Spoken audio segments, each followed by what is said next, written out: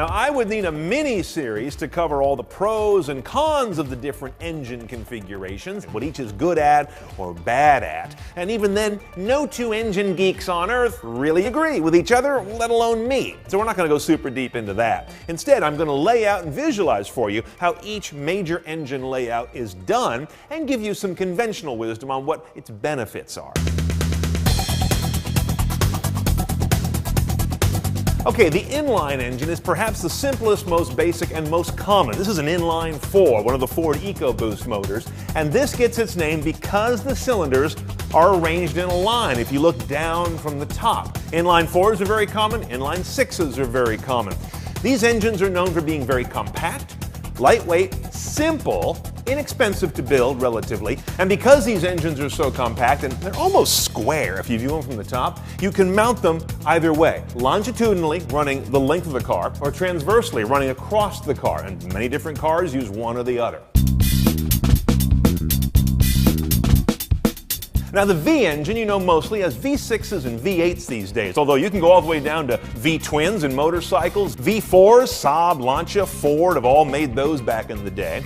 But the conventional V8 looks like this. Here's your Ford Shelby V8, for example, and there's your V right there in the front. You've got one set of 4 pistons and cylinders that are laying over this way, another set laying over this way. It's kind of like you took 2 inline 4s, married them to one crankshaft, and just tilted them apart so they could live in one space. The key here is that you're fitting a lot of cylinders into a relatively compact space, especially when you get to higher cylinder counts like 6 or 8 or 10. This V8, if you made it into an inline 8, would be like this long. It wouldn't fit in just about any car out there. But by nesting it in a V configuration, you gain some width, but you lose a lot of length.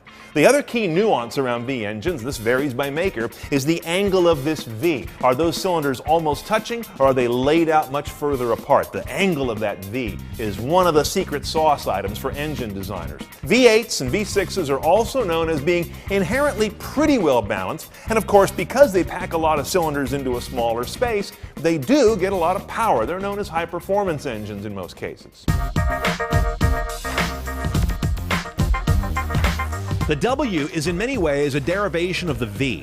The most common example these days is the VW Group design that includes a W8 in some Audi R8s, a W12 in some Bentleys, and a W16 in the Bugatti Veyron. Now visualize this W as a pair of V engines that are mated together to drive a single crankshaft. And in this VW design, each of those V sets of cylinders are nested, so they overlap a bit if you run an imaginary line sort of down the set of them. This W has the V engine's benefits of putting a lot of cylinders in a short space, but also its own benefits of putting a lot of cylinders in a narrower, nested space.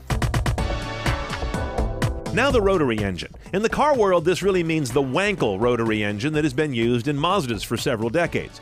Inside an egg-shaped combustion chamber, there's a triangle-shaped rotor that turns or rotates with the combustion in the spaces that it creates as it spins. And geared down the middle of that rotor is the shaft that turns and feeds the transmission. Now, because Wankel rotaries don't have a bunch of pistons and other parts that are jerking up and down, violently changing direction every split second, they can spin at higher RPMs and do so smoothly without self-destructing. On the downside, they've long struggled with high-ish fuel consumption and emissions, and a struggle for a lot of power, largely due to the trickiness of sealing those 3 tips of the rotor as it sweeps around the inside of the engine and its terrain of spark plug ports and intake and exhaust openings.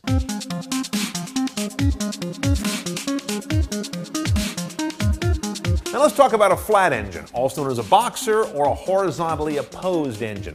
This is one of the most famous right here in a Ferrari Testarossa. It's a flat 12. You've got 6 cylinders on each side, as you can kind of see there, and on the other side are 6 more, and they are exactly flatly opposed to each other, 180 degrees apart. The point here is you've got a very low engine. Because nothing sticks up, it can be a low motor that sits low in the car, giving you a lower center of gravity, great for performance and cornering. It's also an engine that is good if you're trying to package the body low for a low, sleek design. Take a look at, let's say, a Subaru BRZ. They were able to get a low center of gravity and a low nose because they've got a flat engine in there. These are called boxers because they have pairs of cylinders, pistons in them, that are punching together at one time in any given direction. Flat engines are also known for being very balanced. Because their pistons and connecting rods are literally in exact opposition, things tend to just work themselves out and not have a lot of weird vibration or moments that have to be counteracted with other apparatus like counterweights. These are engines that are known very well from Subarus. They have 4s and 6s that are their famous boxers, and of course, the Porsche 911 is a flat 6.